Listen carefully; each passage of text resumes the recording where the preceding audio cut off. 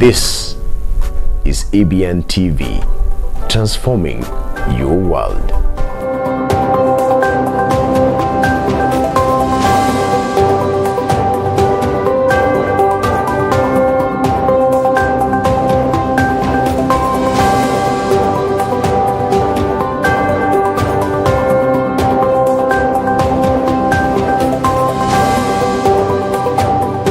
Now, a very good evening to you, and thank you for choosing EBN TV. Welcome to tonight's bulletin. It is actually EBN Weekend Edition. I do hope you are well from wherever you're watching. Now, even as the country continue receiving rainfall in different parts, Education Ministry continue facing challenge in administering KCSE examinations in different parts of the country. But we do hope all will go well as planned.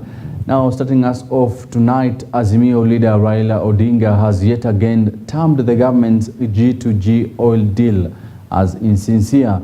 Responding to the government's claim that the oil deal with Gulf countries is clean, Odinga reiterated that the government must suspend the oil deal, accusing players in the energy sector of colluding with oil firms to manipulate fuel prices in the country. Odinga, who was speaking during ODM Special Parliamentary Group meeting, also castigated the Kenya Kwanza government for failing to keep its promises. Then tell us why EPRA boss, Amisa Kipto, was involved in the negotiations of this contract, yet he's the one also who is here fixing prices. If that is not corruption, I don't know what corruption is. Those are very valid questions. Now remember, the 17 billion oil saga continue being the subject of discussion across the country. We are waiting to see what the parliament will do with regards to interviewing Anne Njoroge, the woman at the center of ordering, or rather importing, the 17 billion consignment of oil. Now, also Odinga, earlier on, especially yesterday, he highlighted that Anne Njoroge might not be the owner of the 17 billion oil consignment that was imported. Now, moving forth, President William Ruto on Friday attended the National Defense University graduation ceremony in Lanet, Nakuru County. The head of state called on the graduates to be at the forefront in dealing with terrorism, which he says will inform the strategies that the government needs to put in place in dealing with the menace. Now, Ruto also emphasized on the need to educate the youth against joining terror groups that have been threatening the country's peace. An ICT hub,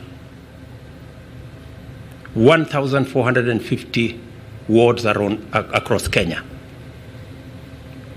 We are rolling out huge digital infrastructure. 13,000 government services are already online.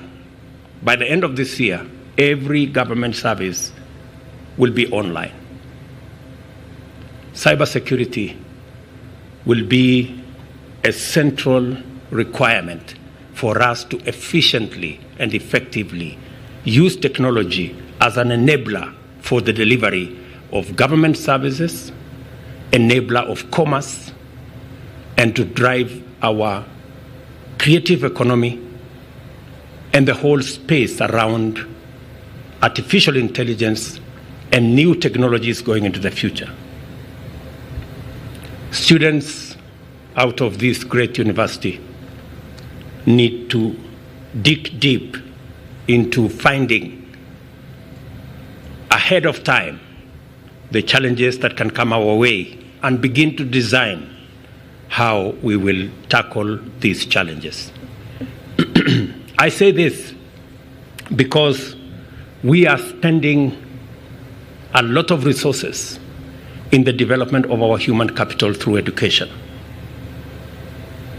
I made a commitment to the people of Kenya that we will leave no child behind. It is the reason why we have provided resources to make sure that children in our vulnerable areas who would otherwise not go to school because there is no food, that this year the government of Kenya is going to provide resources to make sure that 4 million of our kids, when they go to school, they have a meal. I encourage the university to significantly increase its capacity of world-class research and innovation in order to develop effective solutions to current and emerging security challenges, especially those with a transnational dimension.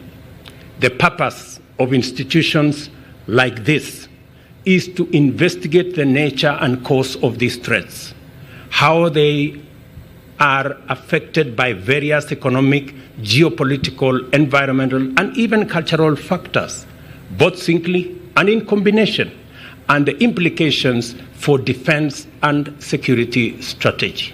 Have serious threats of terrorism, radical extremism, radicalization that continuously put pressure on the security of regions and nations. Lamu is a case in point. Northern Kenya is a case in point. Mr. Vice Chancellor, I think these are areas. If we can get some students to do their thesis, either master's thesis or PhD thesis in these fields, it will help us inform our national strategy as we tackle these security challenges. Now, crossing over to Nandi County, a 13-year-old pupil is reported to have drowned in Kimondi River in Nandi County while swimming.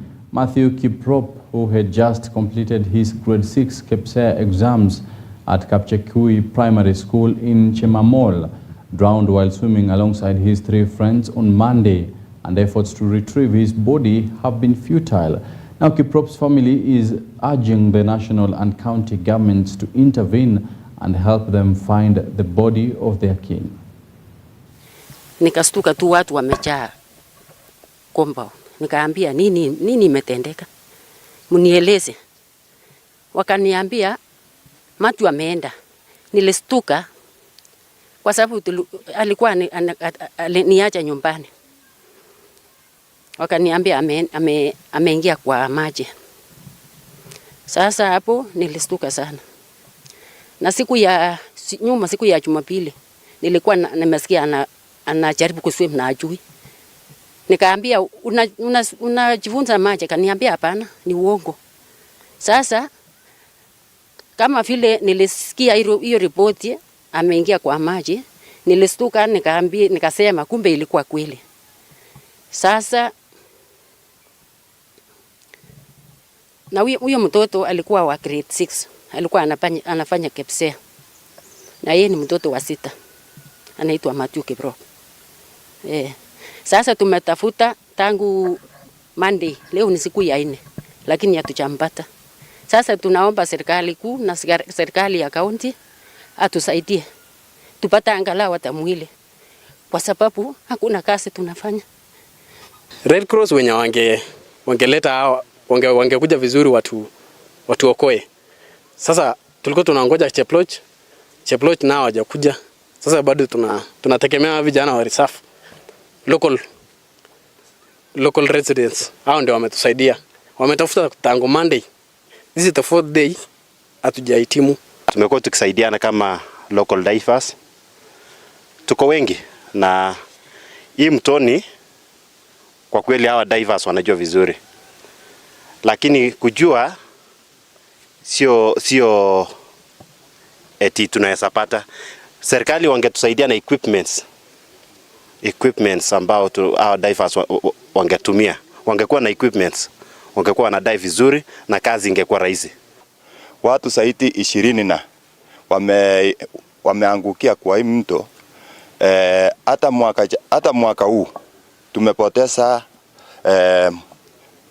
mwingine ilikuwa mwezi wa 4. Na sasa unaona hii miezi yenye imeenda tu saa tena tumepata zingine. Hii mto imekuwa mbaya sana. Ombi langu ni kwamba watoto wetu tuweze, ukiwa kuna mwalimu yeyote, wazazi wote ama katika walimu wetu wa dini pale waliko, tuwaweze kuelekeza watoto wetu. Now on matters health, Meru hospitals have remained closed for the second day as nurses continue with their strike that has drawn clinical officers on board. Now patients have been forced to get treatment from private hospitals and they now want the government to intervene. The county medics have vowed to continue with the strike as the county government has not been keen to address their grievances. This comes at a time when the county government continue facing leadership wrangles. Sisi ndio tunaumia kwa hii mambo ya kugoma. Wakigoma wenye wanashughulika na history za finance those doctors, finance the nurses, please wafanye tu haraka because sisi tunaumia sana. We gave the notice on 9 accounts that we were not happy on the manner that they were handling them. That is the issues of promotion that are still pending. Some of our members have not been promoted for more than 9 years. And still the county government has no budget for it. We are having a challenge in Meru County where several facilities are being manned by very, very few officers. An example, we have around 67 of them with only 1 officer. Now, the Kenya Medical Practitioners, Pharmacists and Dentists Union, KMPDU, has castigated the new Social Health Insurance Act 2023, saying it will only serve to undermine the country's public healthcare system. KMPDU Secretary General Davji Atela noted that there was no consideration given to the memo submitted by the union and disregard for their proposals concerning the new law. The union pointed that are our sentiments regarding Social Health Insurance Act of 2023 justifiable or they are outside the law. And in our discussions, we come to realize that in this country, public participations have been reduced to public manipulation because from the memorandums that were submitted by these bodies, including Kenya Medical Association that was present in this particular gathering, we realized that the memorandums that were submitted by Kenya Medical Association, by the civil societies, by KMPDU, by FKE, by all these bodies, they were not looked into, and the advices, the proposals were not considered. And that's why we find this bill, as much as it comes out as a Social Health Insurance Act, it's more, and it seems, and it's quite clear that it's a vendor-driven venture. And now, why do we say that? We say that because for a long time, in the assessment of medical schemes, in the as well declared in Section 5 of these, the adoption of this particular act, Section 5 indicates that it will no longer be providing medical schemes and medical benefits. And we know, as has been outrightly explained, that in 2012, many of the medical administrative schemes or managers were seeking mechanisms to ensure that the public servants were being managed within their schemes because they own insurance company. But this was very difficult because the Civil Servants Union stayed firm and refused that particular plan. We have seen that they succeeded in having the teachers and in having the police within that particular scheme. Now they were making it possible to have that scheme, to have the public servants go to that scheme by interfering with this particular act. And that's why it is very clear in this act that the Social Health Insurance Act will not provide that scheme to remove that computation. Yet we know that this medical administrative scheme charges 3 times that value. We know that this medical administrative scheme that is a conglomerate of private insurance. Now crossing over to the western part of the country, Kakamega County government has addressed or rather expressed an interest in collaborating with the private hospitals so as to improve health services in the county. Speaking during the opening of Avenue Hospital, the County Health CEC Bernard Wesonga noted that there is need for collaboration between government and private health facilities to boost the health sector in Kakamega. Our strategy is underpinned by the vision of a universal health coverage, and the UHC actually aims that all individual communities have access to quality and essential healthcare services without suffering financial hardship. Kakamega is a very big county. We with 2.5 million people, and we need to reach all the corners of the county in terms of quality health services.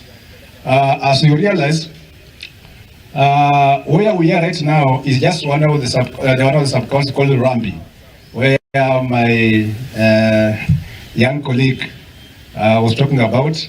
But we have other 11 or 12 sub-counties that also need services from Avenue Healthcare Services. And that's why I'm saying by coming up with medical camps, that is one way of reaching each and every corner of Kakamega County. Now moving forth to Migori County, Migori police arrested 2 foreigners with explosives worth 9 million Kenya shillings along the border of Kenya and Tanzania. Migori County Police Commander Francis Nguli said the suspects were arrested while transporting the explosives to an unknown destination using a Toyota Probox vehicle following a tip-off from the public. Now the county police commander said the 2 suspects would remain in police custody waiting for further investigations and arraignment. Ni wageni wetu foreigners kutoka nchi yetu jirani kwa umri wa miaka 20 na kitu karibu 30, wakiwa wamebeba hii mzigo mnaona mbele yetu. Hapa kuna carton 25 ambazo kila carton imebeba zile tunaitanga vipusi ambazo ni restricted explosive substances ambazo zinatumika kwa uchimbaji wa madini, na wale ambao tumepata kwa jumla hizi carton ambazo ni 25, kila moja inabeba kiwango cha 25 kilo 25, kijumulisha itakuja kilo 625. Kwa ile street value utapata hizo zote tumejumulisha, tukaona inaleta milioni 9,375 kiwango yake kama ingekuwa ni ya kuuza. Na hizi kulingana na uchunguzi wetu zilikuwa zinatoka nchi jirani zikielekezwa kaunti moja yetu ya nchi yetu wa Kenya.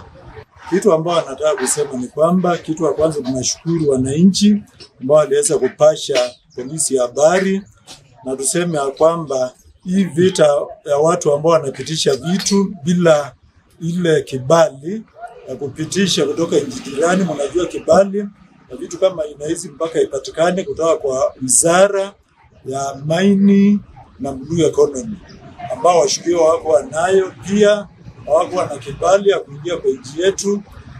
Kwa hivyo hiyo ni makosa ambao kati. Now moving forth, as the country continue receiving more rainfall, Garissa County Governor Nadhif Jama has called on the national government to dispatch helicopters to help in distribution of relief aid to the county residents.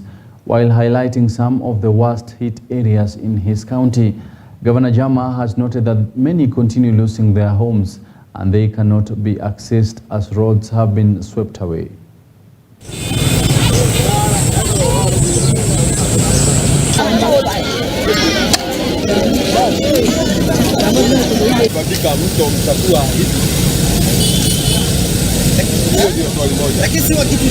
Garissa Township imeathirika sana na huu mvuko wa mvua. Almost 800 families have been affected only in this village of ADC. I'm told 800 families only in this village. So we have IDP camps, 8 of them in Garissa Township, for about 2,500 families. Leo, we've started food distribution for Garissa Township. As a start, all the IDP camps will be benefiting from this food distribution for 2,500 families. and thereafter we will move on to the sub-counties, where also there are a lot of families in a very bad situation. We will try our best, as we also plead the national government to support us with helicopters or choppers for that matter, to drop food to the families that are affected.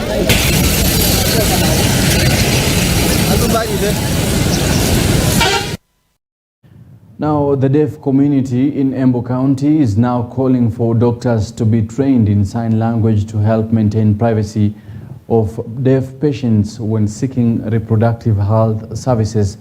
The Deaf Empowerment Society of Kenya has hinted that they have initiated negotiations with health stakeholders in the county to ensure the county medics undergo sign language training to facilitate communication between their members and medics. Now the move seeks to ensure the doctors are able to break the existing communication barrier and provide proper medication to the deaf. Doctors and nurses. And the reason for holding this workshop is so that we can take stock of the challenges the deaf people face in front of accessing healthcare services, especially SRHR services. Most of them face a myriad of challenges. For example, lack of interpreters in hospitals, which has created a lot of communication barriers between the deaf and the doctors, and most of the times many have been misdiagnosed because of this communication barrier. So today we organized this workshop as a sensitization and awareness creation workshop, so that we can find practical solutions to these challenges together and encourage doctors to actually learn a bit of KSL so that they can serve deaf people well, and also other persons with disability. In that case, the desk came up with an idea of sensitizing the healthcare services, healthcare givers, on how to deal with those problems. One of the key opinions that we can do to handle this challenge is to teach, or rather to train the healthcare workers on sign language, making it a very key element in health delivery, so that when you get a deaf in your clinics, you are able to handle them with the right standard. Number two, I would like to urge our government, both the county and the national government, to come in and partner with the organization like Deaf Empowerment Society of Kenya, so that we can train more healthcare workers on the sign languages, so that we ease the task on handling the deaf in our clinics. And on matters food security, West Pokot County government has put in place necessary measures to ensure empowerment, or rather to ensure they empower farmers in the county, a move that is aimed at boosting food security through technology. According to the county governor, Simon Kachapin, the new modern technique is intended to help improve productivity and called on farmers to embrace short-term crops and maximize on the ongoing short rains to avoid plunging the county to food insecurity.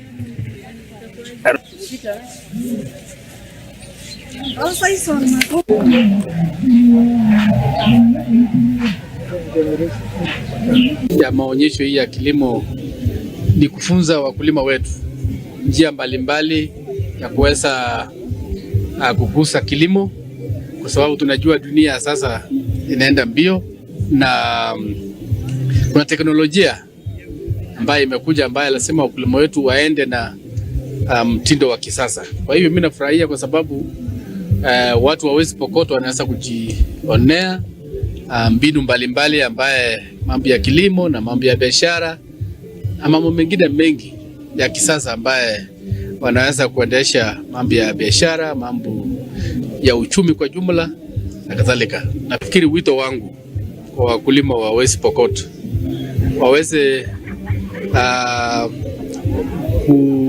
tukielekea vile kilimo ya kisasa na teknolojia ya kisasa, na unaona kuna vyakula hasa ambaye inafanya kwa sehemu kame ambaye inawezafanya sana vizuri. Tumeonyesha mbegu ya kila aina ambaye inawezafanya vizuri sana kwa sehemu kubwa ya West Pokot. Kwa hivyo wito wangu ni wakulima wachukue jukumu. Now coming back to Nairobi, the Bar, Hotels and Liquor Traders Association of Kenya has raised the alarm over several amendment bills being introduced in counties that they say will kill their sector. The group has noted that alcoholic drinks control bills introduced in the county assemblies of Nyeri and Meru so far would negatively affect their sector. The bar owners have also vowed to go to court to protest against the Nairobi County government's move to double the licensing fee to sell alcohol in the capital city, introduced via the 2023 Finance Act assented to by Governor Johnson Saga.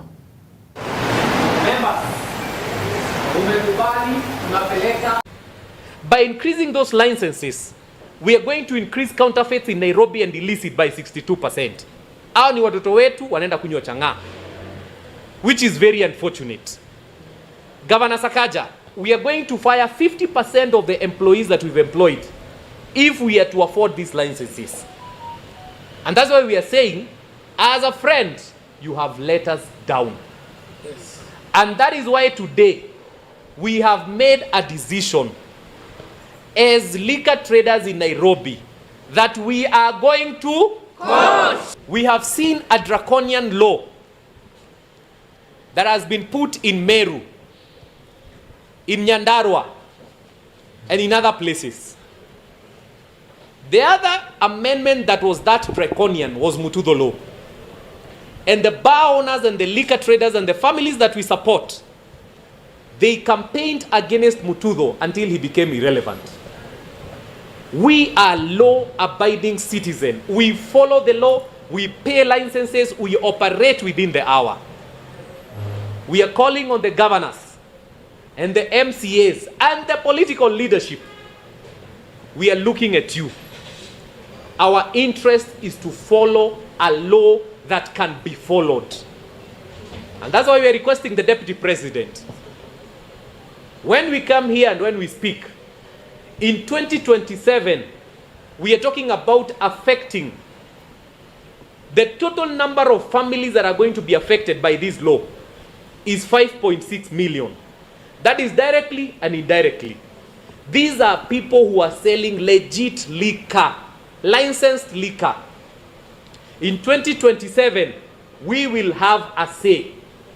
Just as the church had a say, we have made a decision.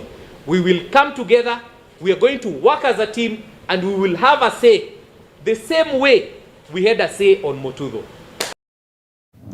And the Protective Security Industry Association is now calling on the government through the Ministry of Labour to properly define the minimum wages for security workers in the country. This comes barely hours after the CEO of the Private Security Regulatory Authority, through a press release, noted that they have the mandate to set wages for the security guards. Now, the Protective Security Industry Association Chairman Cosmas Mutava has, however, opposed the press release, noting that it is the responsibility of the Ministry of Labour to outline security guards' wages.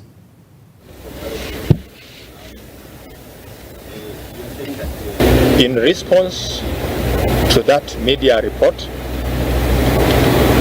released by the CEO, Protective Security Regulatory Authority, we wish to state that we appreciate paying guards 30,000 and even above, as according to guidelines given by the Ministry of Labour. However, it is not the mandate of the Private Security Regulatory Authority to set guidelines on minimum wage. This one is a mandate of Labour Ministry, and we feel this authority is usurping the role of Ministry of Labour. It is expected the statement appearing in the media was a decision of PISRA board properly constituted and not one from a CEO or an individual from that authority. We wish to request the government to operationalize the Security Wages Council in order to come up with a proper way of paying the guards. We request private security regulatory authority to supply us with a list of accredited schools and institutions where our... Well, that's right there marks the end of tonight's bulletin. Many thanks for tuning in. Once again, my name is Samia Dika. You have a peaceful night and a wonderful weekend ahead.